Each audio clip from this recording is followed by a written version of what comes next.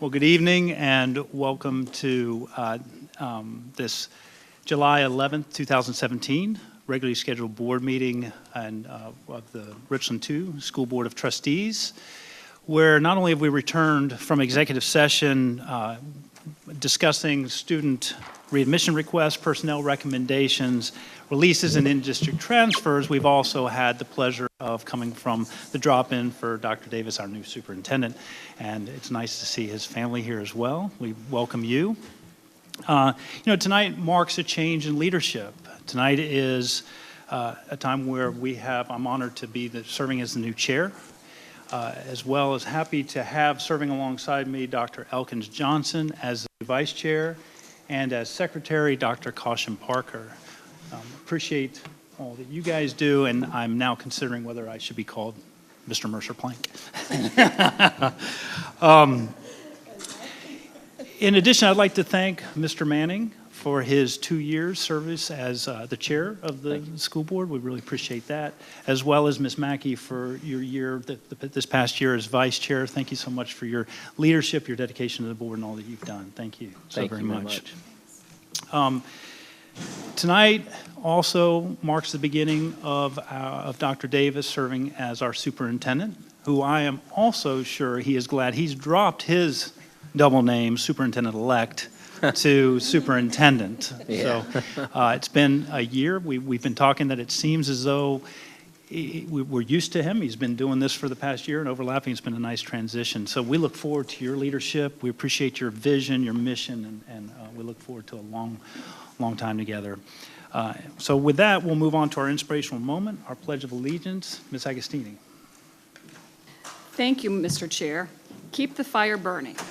Every morning at 5 o'clock, I crawl out of bed, stumble to the car, and drive myself to the East Campus High School pool.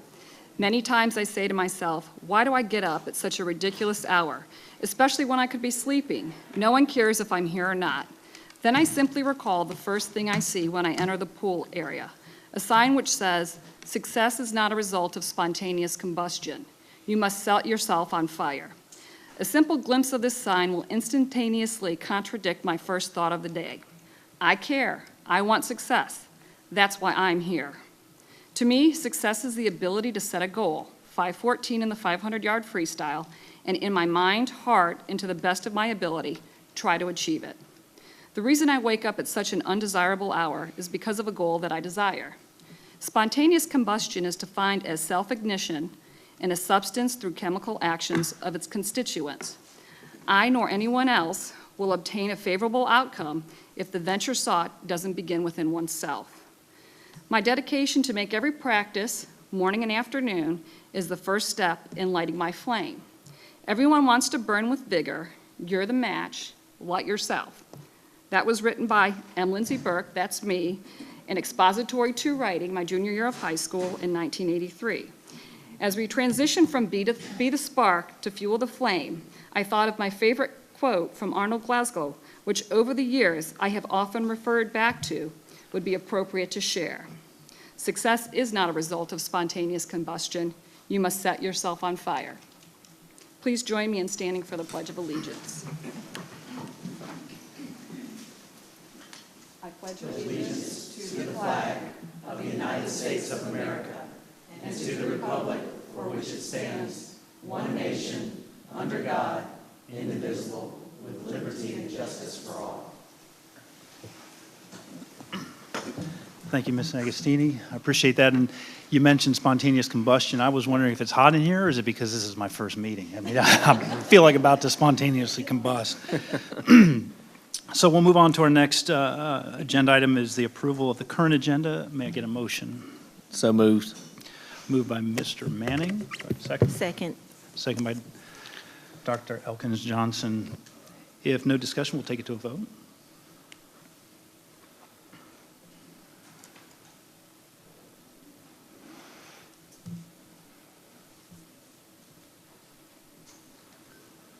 I got kicked out. Aye. I'm voting in the affirmative.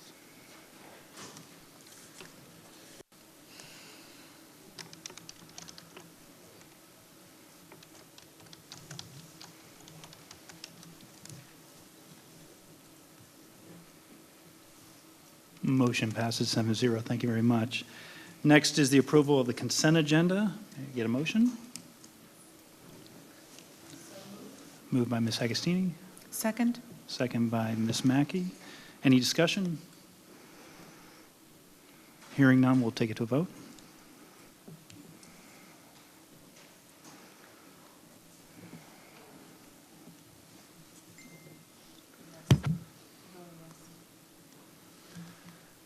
Ms. Sherman, did you see that?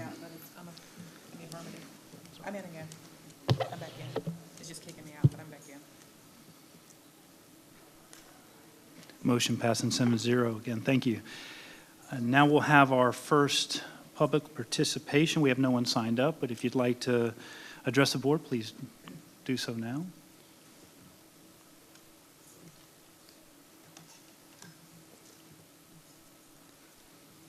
Seeing no one, we'll move on to item number 7, old business action requested. 7.1, Dr. Davis. Thank you, Mr. Plank.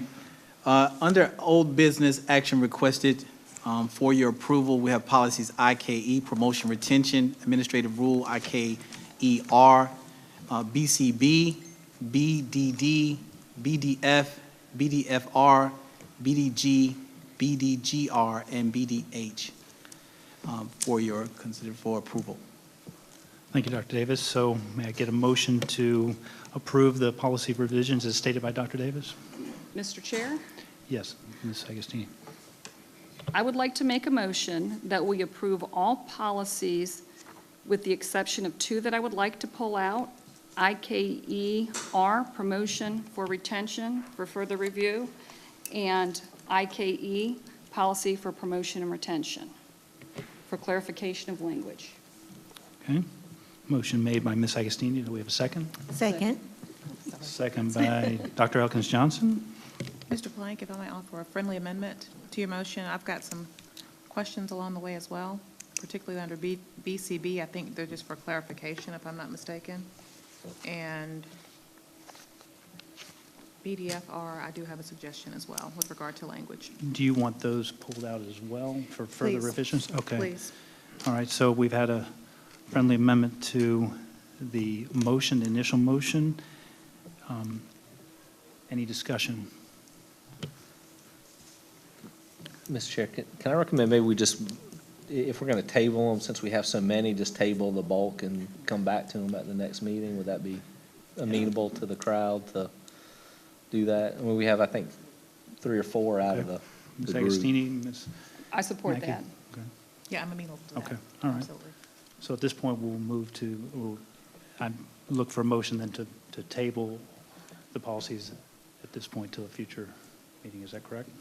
I don't know if we want to have Make an some amendment. discussion. No, the friendly amendment to table, but if we want to have some discussion about what the points are. Well, No. yeah. Is there any discussion then at this point? Do you want to go in order, or what are your Wait. policies, Lindsay? Mine is just clarification of language that just, I think, just needs to be some grammatical corrections, and I have talked with Nancy Gregory about the concerns with the clarification of language. Okay.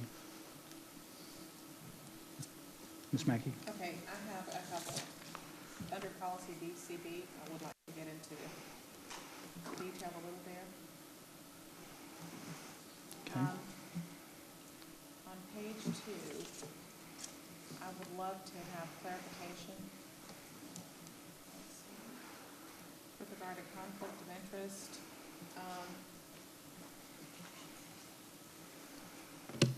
Oh, sorry. Press the button.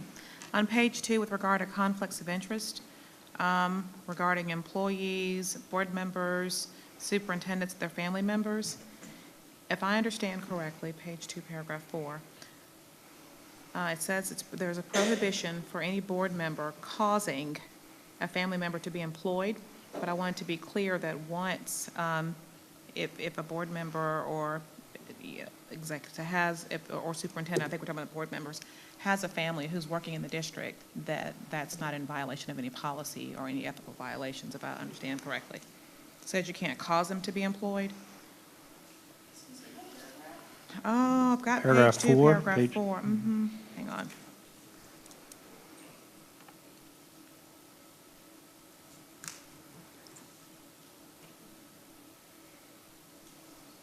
This would be employment of a family member. Employment of a family member under that section. No board member or a public employee, blah, blah, blah, says that you may not cause the employment, appointment, promotion, transfer, or advancement of a family member to a position in the district. Got that. So my understanding is that if a board member already has family members working in the district, that there's no policy grandfathered. violation or ethical violation in that. If they're already in the district, if it's a contracted employee, they're grandfathered. Okay, I just wanted to clarify that. Okay. Just wanted to clarify that for the record to explain what that means. And I don't have the paragraph, but we're talking about board members providing services or sell products to the district. Can I get some clarification on that? Just Second what that means, paragraph, just what that- first page. Yeah, At a previous page board 2. meeting, there was discussion about board members doing business with the district. We checked with the State Ethics Committee, and it is permissible that a board member does business with the district, provided that the board member is excluded from voting on the matter, so it has to come before the board. Okay. And then there was also discussion about board members providing services or selling products to individual schools, which wouldn't require coming to the board. So we added the Okay. sentence that says a board member may not provide services or sell products to individual schools. Okay. But should a board member want to do business with the district, that item needs to come before the board, and the board Gotcha. member cannot vote on the item. Just wanted clarification on that. Thank you so much. That's all I have under BCB. Ms. Mackey, that was for just BCB, correct? That was BCB. Okay. Any other discussion? So are we saying we're going to leave that in? To me, it's to me, it seems to be in direct conflict with paragraph, right, following it, right beneath it. I just see all sorts of problems. I just don't understand it. Right. And what's there is permissible according to the Right, State according to Ethics ethics. Committee, but the board, of course, can make the decision to not have that statement in the policy. Ms. Mackey? That if you provide a service to the district, but that service doesn't require anything to be voted on, then there are all sorts of services you could provide to the district that may appear to be, there may be an appearance of impropriety. But if you're not voting on it, then technically speaking, you can do that. So I don't know how I feel about that. I don't know.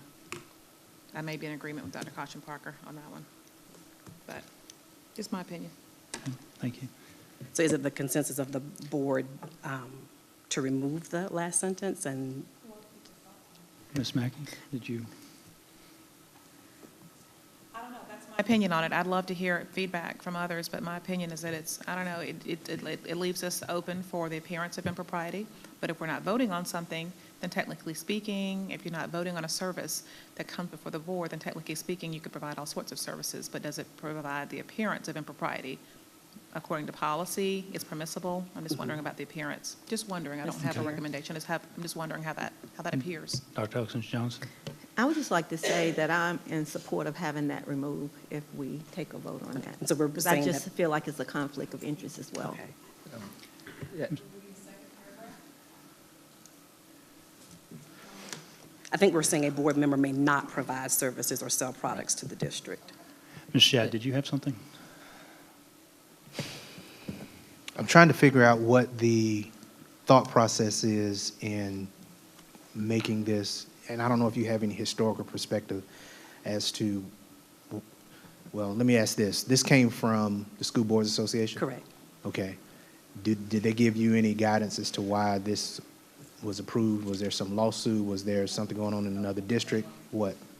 No, this is in current policy, and there was discussion about it at a previous board meeting, that it appeared to be in direct conflict to board members having an economic interest for themselves. And so that's why we went back to check with the State Ethics Commission. So the current policy does allow about a board member to provide services or sell products to the district. So this is already in place? It is, It's just giving us more clarification? correct. And as I'm reading it, just for the benefit of the board, it's already on the books. I'm not sure if folks in this district or in other districts who has this similar policy are availing themselves of it, and they just decide, I'm just going to not participate in this because I don't want to invite the scrutiny that may come. But I would imagine some other districts, they do this. and that's for them. So in terms of, this does seem to clarify, and it kind of removes that, because that person's not voting on it. It's still up to the rest of the board to approve, knowing full well that this person is going to have some economic benefit from it. And it's just up to the board to yay or nay it. Ms. Mackey? As a point of clarification, I don't offer a recommendation for it. I just wanted to question, and maybe we could think through the pros and cons. To Mr. Shadd's point, if it's not broken, are we hereby inserting ourselves to fix something that's not broken? Or are we looking at the potential of something that looks improper? I don't know. I'm just simply wanting to think through it. That's all. Mr. Chair, Mr. Mayor. as I think through this, I think certainly there's lots of ways that, there could be the appearance of abuse. There's also potential ways it could be limited. If I own a sandwich shop or a Subway and schools choose to use my sandwich shop because it's in close proximity to the school, that's a business owner who is a valid, could be an important voice on the school board. In some ways, we might preclude them from either be willing to run for office or participate, because that would affect their bottom line, where there's no, I think, intent for impropriety in some of those situations. I think we all know some neighboring school districts that have folks that are employed by companies that do work in the district. And in some cases, some of those folks are really leaders in those communities and across the state, and some of the things that they do. And I'm sure there's times where they have to recuse themselves. They may not be the person that owns the company, but they're certainly high up, enough to where they probably have to recuse. And so I just think we need to think carefully about this. Are we going to limit potential pool of candidates that might be willing to participate in the electoral process and be part of the school district if we make this too restrictive? And that's just my comment, to think through that. When, to Mr. Shadd's point, there's not currently, there's nothing in front of us to say that it's a problem to address, though I guess it certainly could be, become an issue. But anyways, I would just think that we need to be cautious with that, because I can see some instances where it would be valid that services are sold to the district with somebody who has, who can be financially benefited by it. That's all. Okay, thank you. Any other? I'd be interested, I'm sorry if I was loud enough. I'd be interested in knowing, and this happened years ago at Spring Valley. An employee was selling products to the school and to other schools in the district, and at that time, this is back in the 90s, we found it to be in violation of our policies. So if this is the case, and you'd have to do some research, because it's been a long time since that happened, but if you could do some research, if employees and teachers are not allowed to do that, then neither should we. That to me is unethical. But if there could be some kind of research done on that, but there's somewhere in one of the policies about employees not being allowed to do that. So why should board members be allowed to do it? That's my 2 cents worth. Thank you, Dr. Caution Parker. Well, at this point, well, first, any other discussion? This policy. Okay, what was the other policy? I thought you had just said BCB. I did. That was all for BCB. But Okay. I've got just one insertion or recommendation for BDFR. I think it looks like you've taken the language from the statute for SICs. My recommendation would be to insert, preferably at the beginning, somewhere in the beginning, maybe in the beginning, as a precursor to the first paragraph, perhaps, the language that school improvement, because this is a statute. This is I'm looking at how you're talking about how people are elected to the board and things of that nature. And as a member of the state board, we change and tweak things from time to time. But the statute that governs how people are elected to the board, to SICs, is what we always adhere to. My recommendation is that we just add language that would say, school improvement councils shall be composed in accordance to the, I can email this to you. Okay. Shall be composed in accordance to the South Carolina Code of Laws, Title 59, because it's according to statute, and the guidelines of the State School Improvement Council. Because whenever we make changes at the state board level for We have to come back and SICs, change it. Okay. everything else is compliant with what we change at the board level. So I was wondering if we could just add that sentence, and I can email it to you, if that would be easy, if that's permissible, yep. Mr. Chair. Yep, that's fine. Thank you, Ms. That's it. Mackey. So the motion on the floor is to approve pulling IKER, IKE, friendly amendment to then also pull BCB, BDFR, and then an add-on friendly amendment to table these all policies that are here for action today until a further date. Do I have a second on that? Well, or it had been properly seconded, hadn't it? I don't think it was a motion to approve, I think it was to table. I mean, to table, excuse me, that's what I meant. Yes, thank you. Yeah, thanks for that clarification. And we had a second earlier, I believe, didn't we? Yes, Ms. Mackey? Okay, it's been a little while, so. Okay, so it's been properly motioned and properly seconded. We've had our discussion. At this point, we can take it to a vote.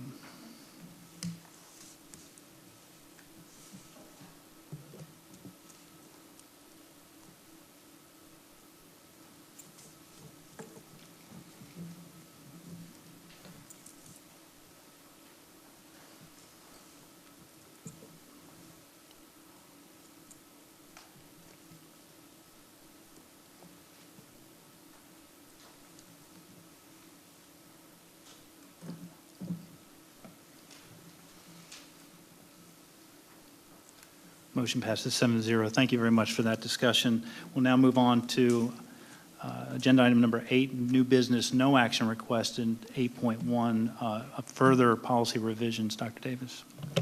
Yes, Mr. Chair, Dr. Franklin is going to share with you the proposals for policy BE, board meetings, BEC, executive session, open meetings, BEDA, board meeting notification, BEDB, board agenda, BEDC, quorum, BEDD, rule of order, BEDF, voting methods at board meetings, and BEDG, minutes of board meetings.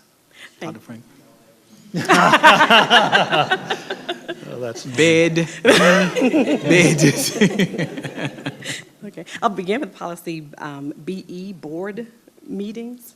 And the first item that I will mention is not reflected in the copy of the document that you have, but the administration recommends that we remove the section labeled annual meeting to make our policy consistent with our practice.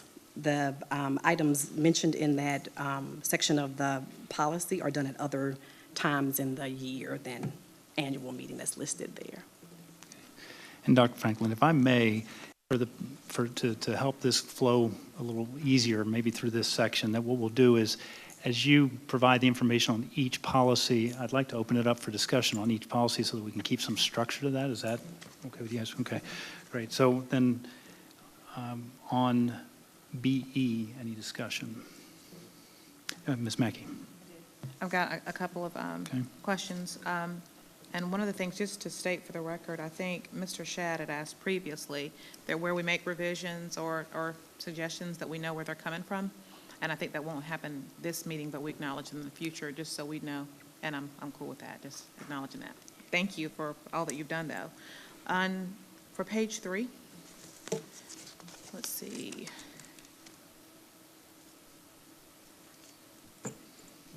We talked about changing meetings in the case of, I think we struck through unusual circumstances. Yeah, on page, is this 2 or 3? Page 2. Page 2, where it says, in unusual circumstances, the board may change the time. Why do we strike that? I think that was helpful. Did we not want to, because do we not want to limit to just unusual circumstances? Because if we change a meeting, it's going to be for an unusual circumstance, is it not? Is there a reason we struck that? No, that was just a suggestion from the School Boards Association. I'm just asking. I thought that it was helpful to have, they suggested that? I thought that it kind of Correct. clarifies. 'Cause I guess you would get into defining what is an unusual circumstance. This is true. Okay, I'm fine. On page 3, just a suggestion to capitalize the H. It looks like you're capitalizing. I'm sorry, say it The again? capitalize your H in hearings. It looks like you're capitalizing all the topics of the subjects of the different paragraphs. So just capitalize your H if you're going to do that. Oh, I see. Okay. Just because it looks like you're doing that. You've gone through and you've capitalized the Correct. topic. And on page 3, it says, "From time to time, the board may conduct public hearings from time to time in order for the public to express their views regarding to a specific issue." I was wondering if we could change, just asking, not suggesting, from time to time to as necessary. From time to time kind of sounds like, and I'm asking the question, I'm not asking you to do it, I'm just asking what that flows. We're saying from time to time, which means occasionally. But if we're saying as necessary, does that sound maybe more feasible, like we're doing it as it's feasible? What do you think? Dr. Davis, did you? What do Oh, you okay, I thought you just raised your hand, sorry. Yeah, I just would recommend that instead of saying public hearings from time to time, that we change that to conduct public hearings as necessary. Okay. Just as a recommendation. And the parliamentary procedure insertion, kudos for that, because we do govern ourselves according to Robert's Rules of Order. It's what governs us and keeps us orderly, so kudos to that. Well written. Kudos for that insertion. That's all I have on BE. Thank you, Ms. Mackey. Any other discussion on BE, policy BE? And I do appreciate the fact that we will have some reference points. I think that'll make it Oh, yeah. flow a little easier in the future about where it originates as far as the And you're not change is on the spot concerned. for all of them. Yeah, Yeah. it doesn't put you on the spot. Okay, Policy Okay. BEC, executive session and open meetings. Again, all of these suggestions are from the School Boards Association. thank you. Any discussion? Yes, Ms. Mackey. On the second paragraph where it says, before going into executive session, the board chairman will put the questions to whether, okay, second sentence. If such vote is favorable, the chairman will then announce the specific purpose of the executive session. We've got i.e. identifying matters. My recommendation would be instead of i.e. identifying. So it would read, if such vote is favorable, the chairman will then announce the specific purpose of the executive session, identifying the matters to be considered in executive session. I think it is well done. After the word executive session, identifying the matters to be considered. And removing the IE. An easier flow, I think. Actually, Mr. Chair, Ms. Mackey, Yes, Ms. Manning. to that point, you know, that's not typically how we actually do business, right? I mean, Right. we have the secretary read the motion, we vote on it, the motion has the specifics. The board chair does not specifically then restate what has already been stated. I'm not, unless that's statute, I would prefer that reflect what our actual, you know, way of practice or practice is on that. Goodbye, ladies. So in that case, Mr. Manning almost said, Mr. Chair, excuse me there for a second. Old habits.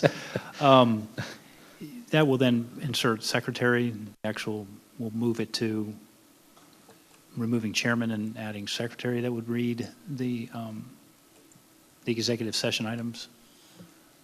Okay.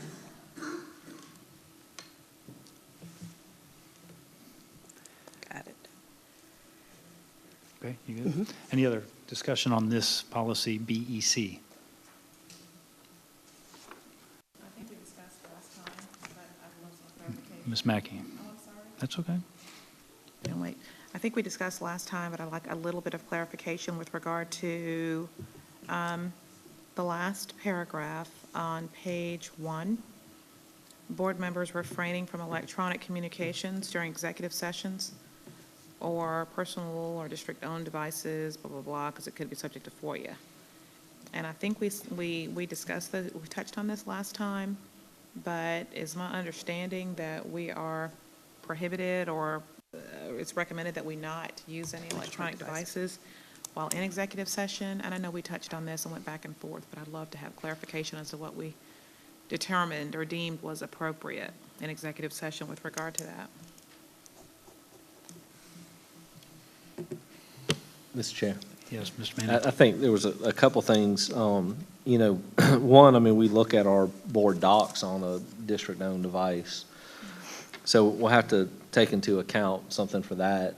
In the other, and I'm not advocating either direction for this, but there has been the rare occasion where, you know, board members, we have family issues that are going on, and on occasion, we've had to keep our phones because a family member maybe is going somewhere or just needs something. I think that should be kept to a minimum because, you know, it can be distracting and potentially all the other things that we've talked about in executive session. So I'm not saying we don't do that, but I just think we need to be, think about that if that's what our intent is to do that. Thank you. Okay, thank you. Any other discussion on BEC? Okay, let's move on. BEDA, board meeting notification. And all those updates are from the recommendation of the School Boards Association. Okay, thank you. Any discussion on BEDA? Mr. Yes, Chair? Ms. Mackey and then Ms. Agostini. I do. Where's the page? It mentions that the secretary will note the efforts to comply with the policy. Oh, I didn't write the paragraph. The last paragraph. Is it- Note the efforts. That's page 2 of 3, last paragraph. Okay, the Last sentence. secretary, the secretary will note the efforts. I'm looking at one of our other policies where we fine tune that, and it says the secretary or his or her designee, because actually the board secretary doesn't do that. It's our designee. So I think we should insert there the secretary or his or her designee to be consistent with where we change that in some Okay. policies that we're going to discuss coming up. That was it. Okay, great, thank you. Any other discussion on BEDA? Oh, yes, Ms. Agostini. Mr. Chair? Yep. Under notification of board members, in order to be consistent, the superintendent will distribute printed or electronic notice of each regular meeting of the board with the agenda and supporting materials to board members at least.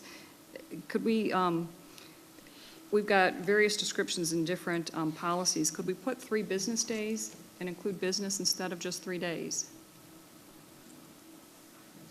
Say that, can you say that again, Mr. It says Ms. 3, Agostini? they've marked out 48 hours, but 3 days. Could we include 3 business days instead of, there's the following policy where it says 48 hours? And just to be consistent in the policies. I'm just asking to insert the word business. So that we don't get our board docs on Saturday. And this is the first paragraph under notification of board members, correct? Yes. Okay, Thank you.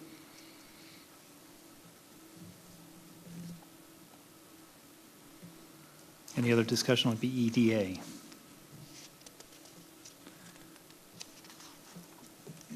Okay, Dr. Franklin? BEDB, board agenda. Again, recommendations from the School Boards Association. Any discussion? Yes, Ms. Mackey? The first paragraph, we've stricken the word regular. I thought it was appropriate to have it there, though. We'll prepare the agenda for the called, special, or rescheduled regular meetings, because regular meetings are a specific type of meeting. I think it would be great to leave it in. What do you all think? Because we're not just saying meetings, we're talking about regular meetings as opposed to special or called meetings. Mr. Chair, I Mr. would Mayor. actually just jump on that and say, why even designate, right? I mean, it's the responsibility of the board chair and the superintendent to set agendas for all meetings of the board, regardless of the type. Unless there's some specific reason to delineate, I would not delineate. Yes.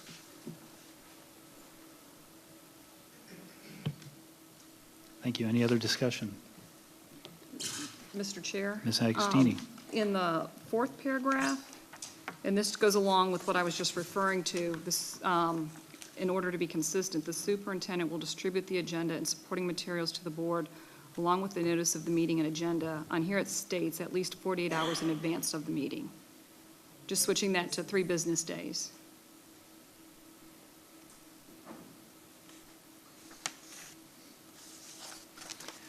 Thank you. Any other comments on BEDB? And I appreciate those of you who are diving deeply into these. Thank you. Mr. Chair? Yes, Ms. Mackey? Paragraph 1, 2. The 4th paragraph, where the item is. The sentence is stricken regarding items of business not on the agenda in general should not be added to the agenda and acted upon by the board. However, items of an emergency or urgent nature may be considered pursuant to. I thought that was good. Why did we strike that? Is it redundant? Is it redundant language? Does it say that somewhere else? Because I thought it was a good sentence, but if we're being redundant, I understand. I just thought it was a helpful sentence, but if we're being redundant, then I understand. Just a question. And I think. Mr. Manning? I'm sorry, Mr. Chair, I hate to keep bouncing off here, but further, in the paragraph above that, we've added, the request must be received a minimum of 6 business days prior to the desired meeting for it to be reviewed for the agenda. I feel that's a little restrictive. I think that it should be, again, the board chair and the superintendent should decide that information that comes to them, whether it's appropriate to have it on that agenda or future agendas based off the effort that it would take to do that. So by putting that in policy, then that strikes any ability for anything that comes to you less than 6 days to be on the agenda. I can see where most of the time that's probably appropriate, but I can also think of times where we've had stuff added just because it's of an important nature, something that we didn't expect that comes up. And so I wonder if we struck that sentence Ms. Mackey's talking about in lieu of the 6-day component that we added. So I agree, maybe we should revert back to what it was. Okay. That's my recommendation if the rest of the board Well, is okay with that. Ms. Mackey? In that sentence, we're talking about the written request, electronic or paper. When we have our board meetings, we have an invitation as a place to ask anyone if they have suggestions for Right. any items to be included in future board, in the next agenda or future agendas. So do we just have an understanding that we don't comply with this? Because it's not electronic or written at that time. Right. We do that in open session. Do we just have an understanding that it's okay for us to do that? That's why I think we should just strike that whole sentence. Yeah. Oh, okay. Yeah. If we strike that, that takes care of that too. Yes, Dr. Davis.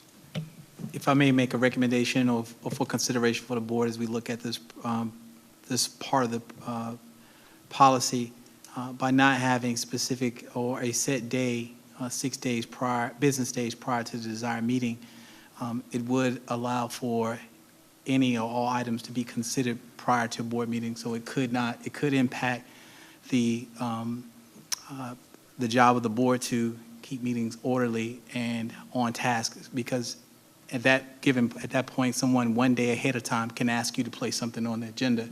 Does not give the board time to consider that item or the chair to consider that item. So by having a minimum number of days, it does give you time to consider to see whether or not that item fits.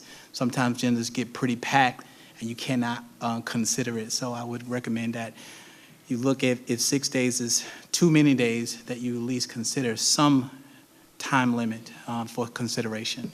That would be my recommendation for the board's consideration. Thank you, Dr. Davis. Mr. Chair, Mr. Manning. just to comment on that, I think it's the role of the board chair in cooperation with the superintendent to then decide that it's not appropriate for it to be added. I'm okay with putting a timeline if that's what the board wants to do. Just having been in that role, there have been things on occasion that have come in, sometimes based off the superintendent's request to add some things to the agenda. And in that case, that would preclude that from happening. And I think it's, I understand that, we got to be careful with that, and we certainly don't want to put undue burden on staff, but at the same time, I think we have to allow some flexibility where it's appropriate. And I think that's the role of the board chair and superintendent together to decide what goes on that agenda. That's the safety mechanism to prevent that from happening. That's just my thoughts and recommendation. Well, and in this case, we're talking about the word consideration, which doesn't mean that it's on the agenda, it's just considered.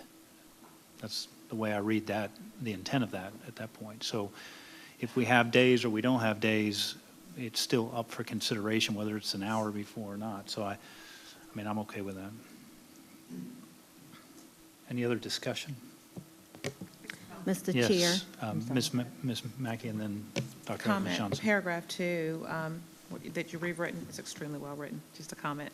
The rewrite of paragraph 2, that's extremely well written because that was confusing before. That was very well written. And public participation, we hold people to a standard of 3 minutes max when they come before us for public participation, but there's nothing in policy that says it needs to be 3 minutes. Is that just something that's understood because it's not a part of policy?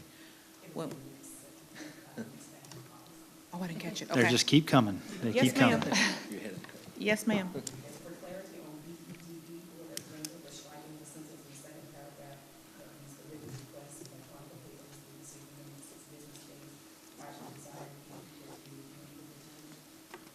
That-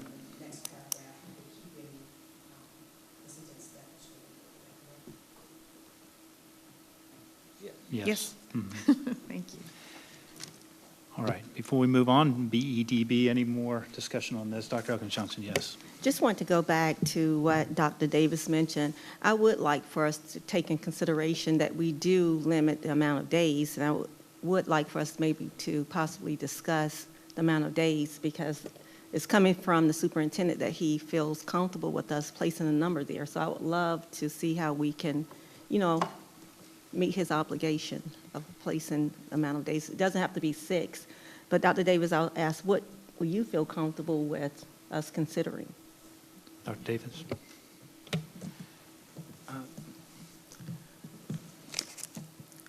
Dr. Elkins Johnson, I'm not really sure what number of days, business days I will feel comfortable with, and I appreciate the consideration.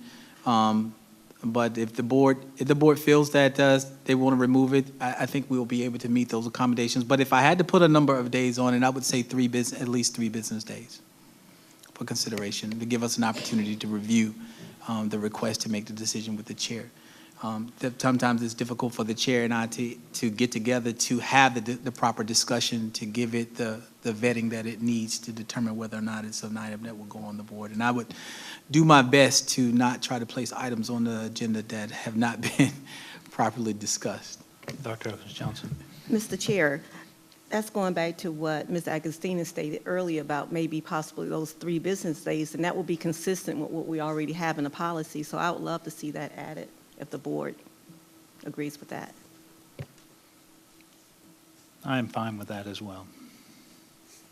Mr. Chair, that's fine if it's the will of the board. Yeah, okay. All right. Again, any further comments on BEDB? All right, let's see what's next. Dr. Franklin.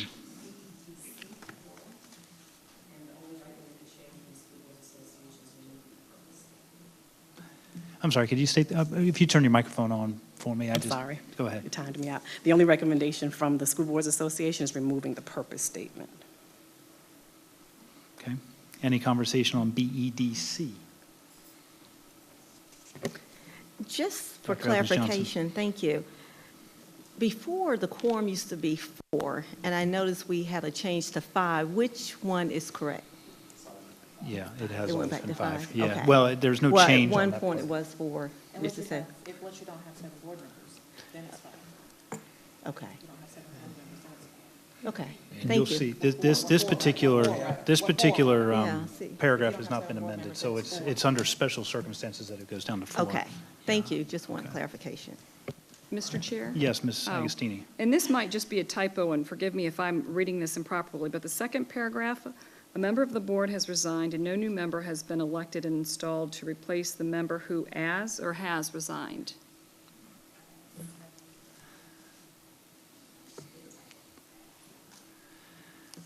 Man, my bride would be loving you guys right now. She is wordsmith and the virtual ink red ink pen. Any other discussion on that BEDC? Hey, Dr. Franklin?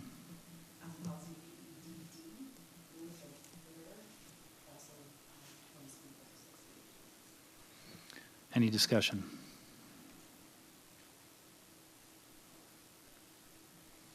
Okay, hearing none, we'll move on. Dr. Franklin?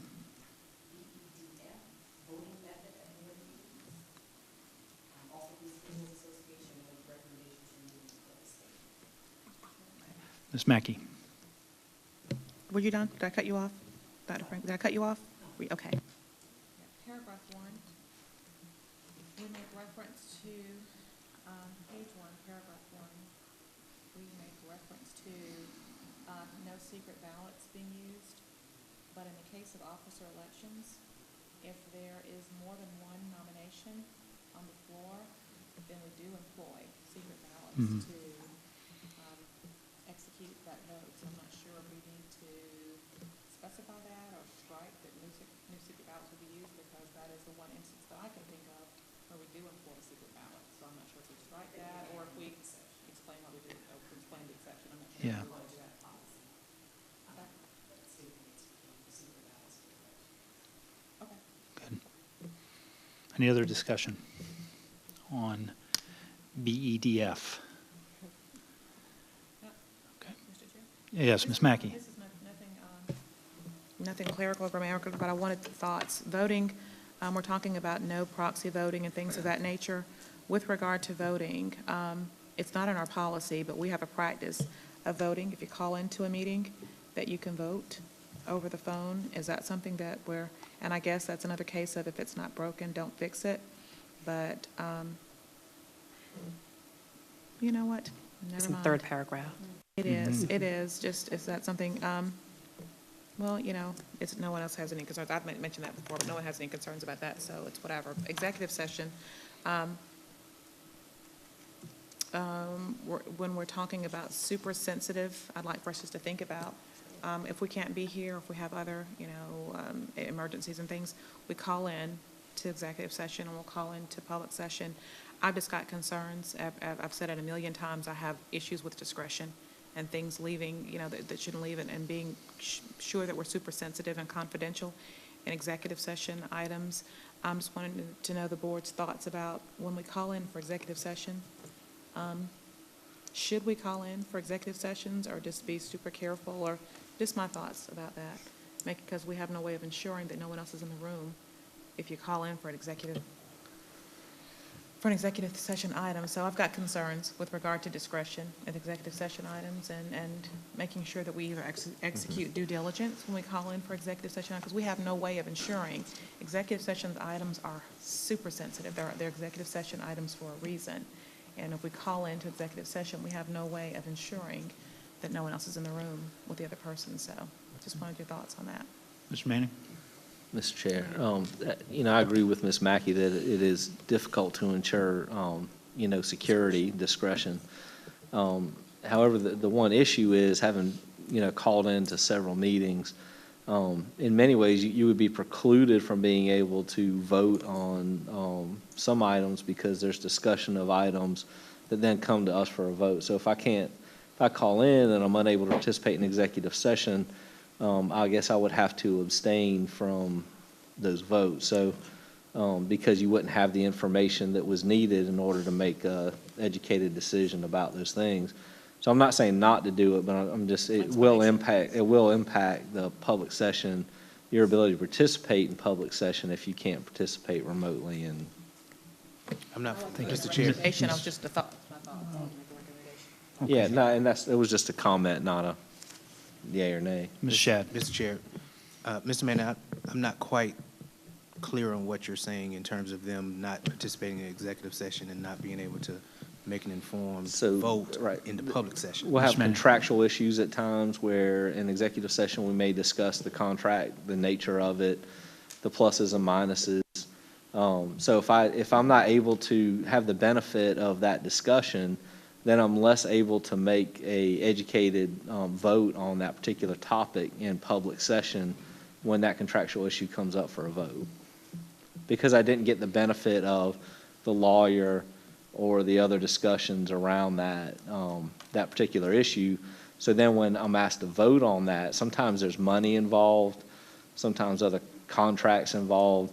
If I come out in public session and that item comes up for a vote, I will not have the luxury of the details that everybody else got in executive session. Okay, then Shad. thank you, Mr. Chair. Then why wouldn't it be possible to participate in the executive session by phone? Ms. Mr. Mackey Manning. was saying she had some, She has a concern about whether Right. that person will conduct themselves accordingly, be in some room where no one else is in there, but still participate in the executive session. Just make sure that nobody's around, and that way they can still be a part of any discussions or information that's provided, so then they can make an informed decision in public session. Ms. Mackey. Just use the two phones.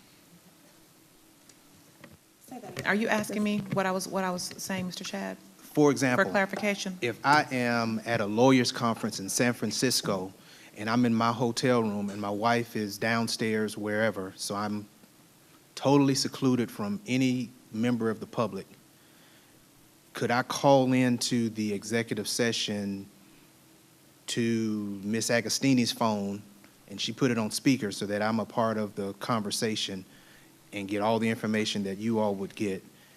That should allow me in public session to then vote, correct? Yes, Ms. Mackey. and you're making, I'm sorry. That's okay. I just want to keep some Yes, order as we go yeah, through wait this. to be 'cause- recognized, I'm sorry. You're making Mr. Manning's point. My concern was just in matters of discretion and making sure that things that are discussed in executive session stay in executive session. And I just want to have a discussion about it. And if the consensus is that we just exercise due diligence when we call into executive session to be sure that the room is clear and to make sure that no one else is around so that matters are kept confidential, I'm fine. I just wanted to have a discussion about it. I didn't have a recommendation. Just wanted to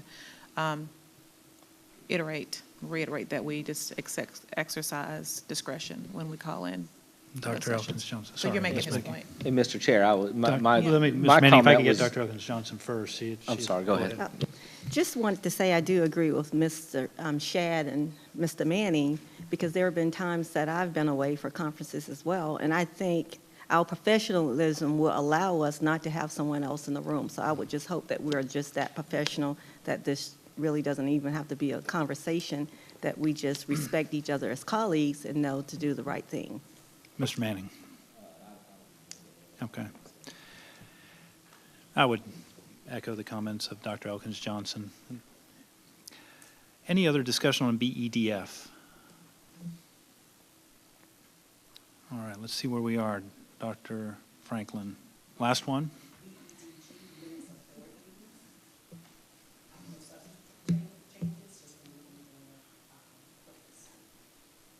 Thank you. Comments, discussion? Yes, Ms. Mackey. You've stricken from the page 1, 2, 3, third paragraph, the board secretary or his or her designee will keep or cause to be kept.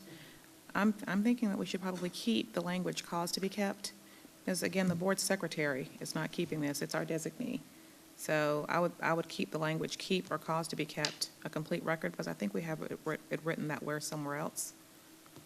I would keep the language keep or cause to be kept a complete record of action board meetings. So just reinserting the stricken clause or cause to be kept would be my recommendation.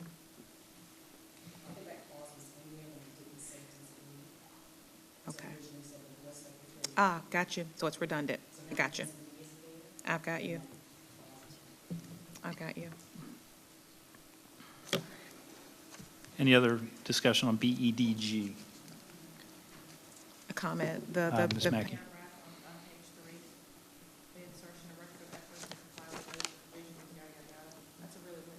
That's a really well-written paragraph.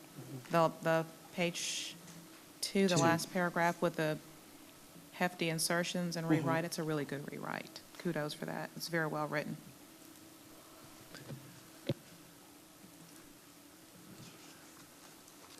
Thank you. Any other discussion of BEDG? The other thing I would like to add is, we've just, there's a lot there. We appreciate you taking the time to go through that and meticulously to make those changes.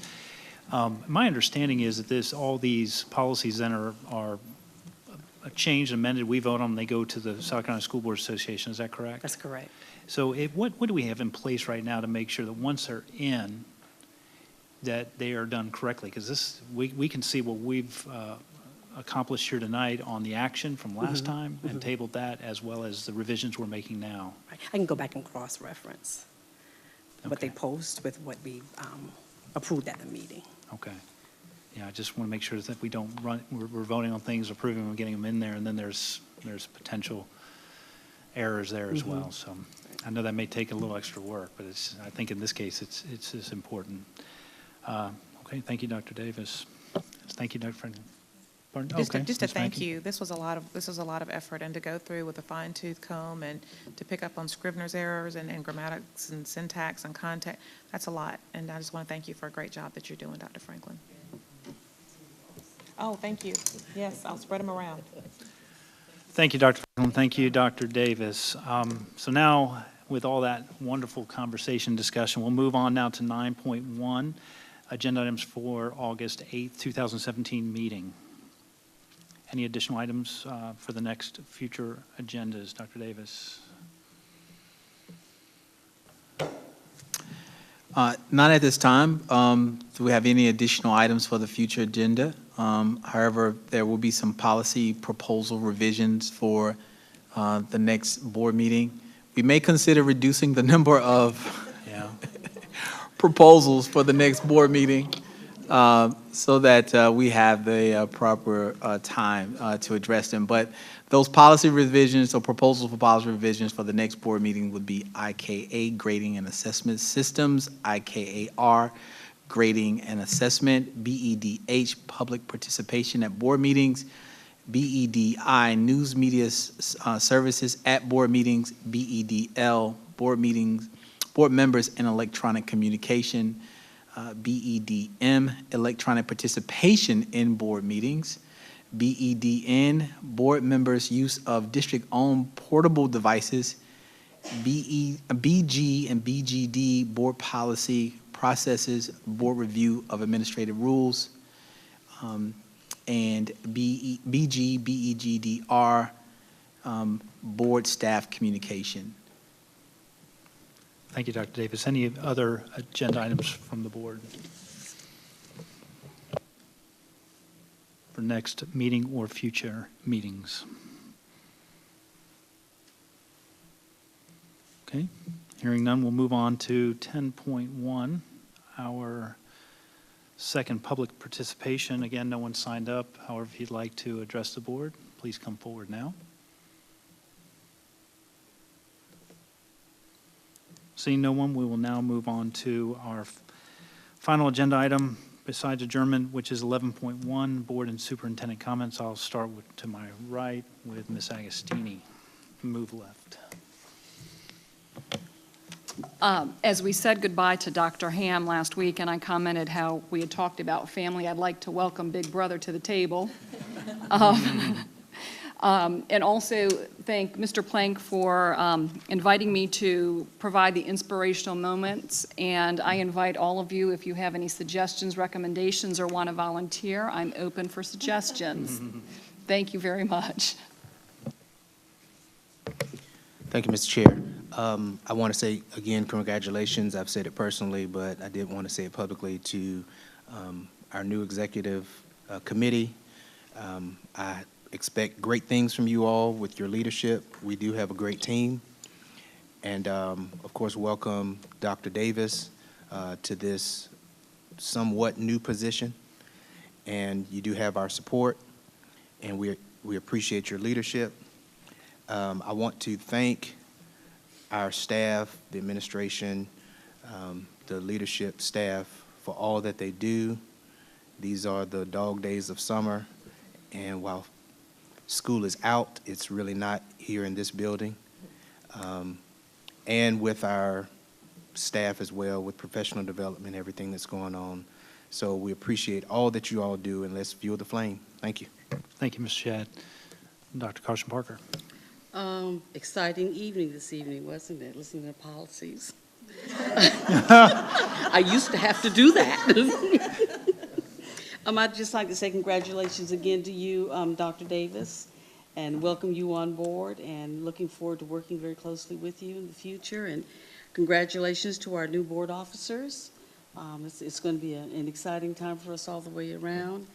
And to all of you who've been working so hard this summer, trying to get everything ready for us to get back in school, and that's right around the corner. I just can't believe how fast it's gone. So, but anyway, thank you. Thank you. Dr. Elkins Johnson. I want to say congratulations to Dr. Davis. Thank you. Great first meeting. Mr. Plank, great job and record time. Thank you for your organization.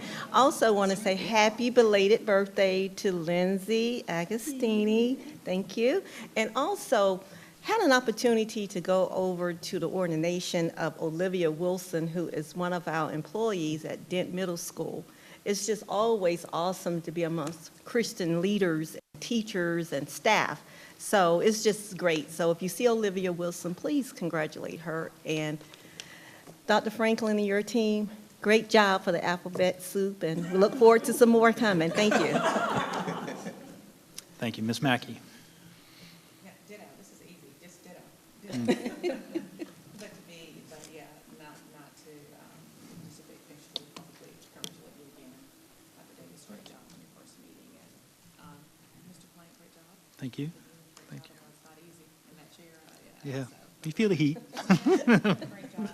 Thanks as always to all the people, and I echo the sentiments of my colleagues, my predecessors, and thanks to all the people with my, forgot.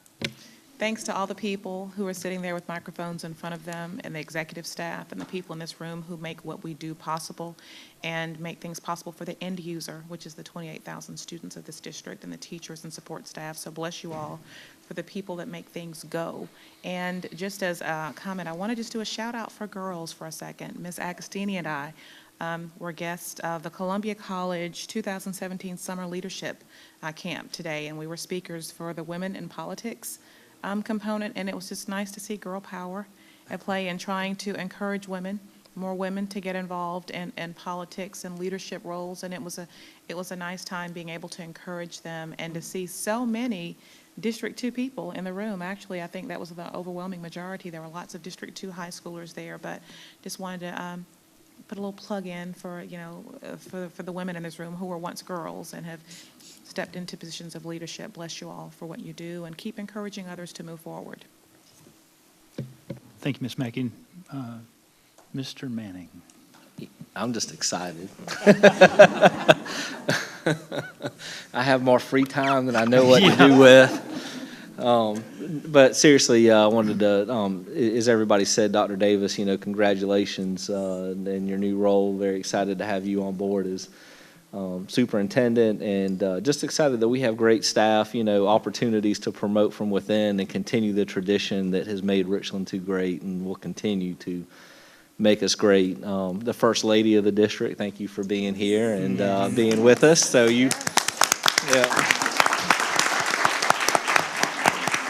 sat through the most boring board meeting ever. I know. In support of your husband. So thank you for being here for the girls. I just thought it was great, the get-together, Dr. Davis, that we had for you. You have a healthy district when everybody shows up to celebrate the superintendent. They're not here in the room with us because of issues in the district. And I think that just shows the health and where we are and the great support that you have coming in from the community. Mr. Plank, great meeting. Looking forward to all of our officers and the role that y'all have this year and me not being there. But again, thank y'all, and thank everybody else for your time. Thank you. Dr. Davis. Well, it's been a full year. So I finally got to this point, and I'm so excited and filled with joy.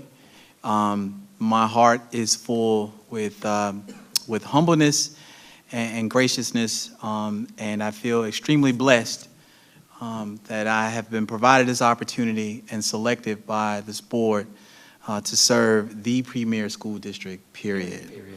And so I'm excited and looking forward to the future of this wonderful, wonderful district.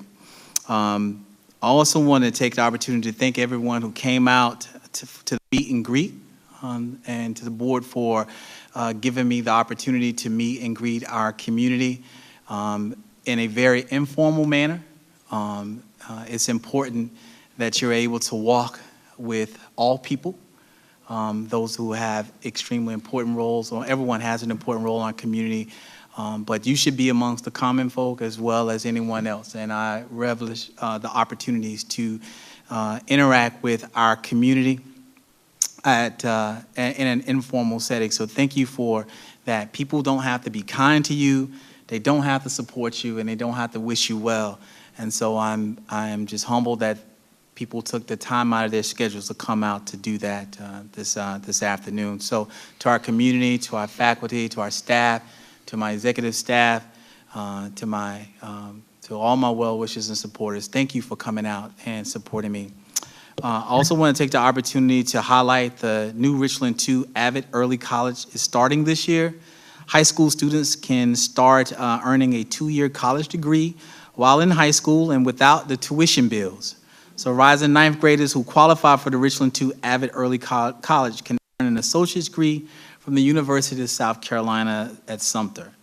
Also, to our community, the annual registration for the upcoming school year is still underway. The information collected during this process is important to our teachers and to our schools. Parents who haven't completed the annual registration should do so now online through Parent Portal. If parents need help, they can attend one of the registration nights here at R2I2. One is scheduled for July 19th and the other is for August the 9th. Both will start at 6 p.m. I would be remiss if I didn't take this opportunity to thank my lovely bride for coming out and supporting me. She knows that anytime she's in the room, that's the only time I get nervous and find it very difficult to talk when she's around.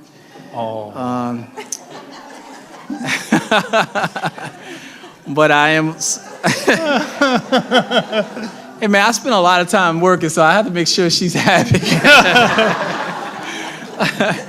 But I just want to thank her for coming out, and of course my girls as well. I know they had to leave; they got busy lives as well, and so I just want to thank them for attending this meeting. Honey, you don't have to come there anymore because they're not gonna all be this easy. And last, I would also like to thank the Richland 2 family and the community for all your thoughts and prayers that you extended to my family during the loss of my beloved Nana, my grandmother, who meant so much to me, and it meant the world to me to have my Richland 2 family extend their well wishes and their heartfelt support to my family in that time of need. It just goes to show that people can talk about being a family, but when they show it, it resonates with me. And so I am forever grateful for all of you and for everything that you've done for my family during that very difficult time for us. Thank you so much. Thank you, Dr. Davis. Well, a couple things I've noticed tonight. One, I didn't get to look up as much. That's I missed that. 2, it's definitely like 20 degrees hotter in this seat. And 3, I don't get to talk as much. It was too much brain power to just kind of keep up with that. So I appreciate you guys, your comments, and thank you for saying that. It's a real privilege to be able to serve in this role. And I look at it as a shared role with my fellow board members. We have a great team, and there's no doubt that it makes the transition easier. I appreciate, again, Mr. Manning for setting the table, if you will, to see what that looks like. And I appreciate that so very much. I spent some time with Dr. Davis and had the opportunity to ask him about Nana, about his grandmother, and what were some of the top things that what she meant to you. And it was neat to hear him talk about the sacrifice and what that has meant in his life, where she made sure they were taken care of first, whether it be meals or time, and she took a back seat to that.